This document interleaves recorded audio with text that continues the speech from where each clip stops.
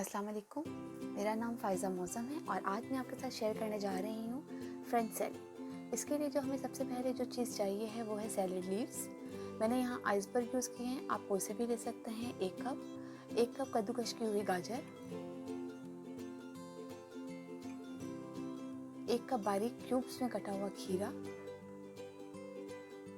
1 अदद टमाटर क्यूब्स में कटा हुआ, 2 टेबलस्पून स्वीट कॉर्न्स और 8 से 10 अदद ऑलिव मैंने बारीक काट लिए हैं। इसको इसमें हम शामिल कर देंगे।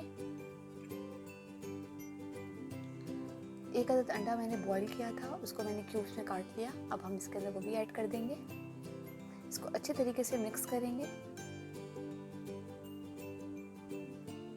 ये हमारा मिक्स हो गया है। अब हम इसकी ड्रेसिंग तैयार करेंगे।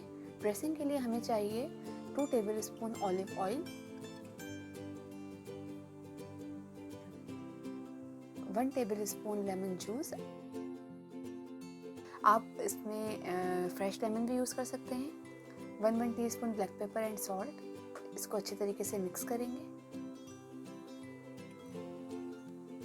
अब हम सैलेड के अंदर इस ड्रेसिंग को डाल देंगे।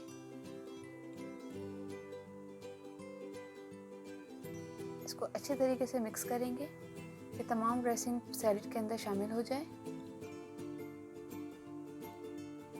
ये ज़बरदस्त सा हमारा फ्रेंच सैलेड तैयार है।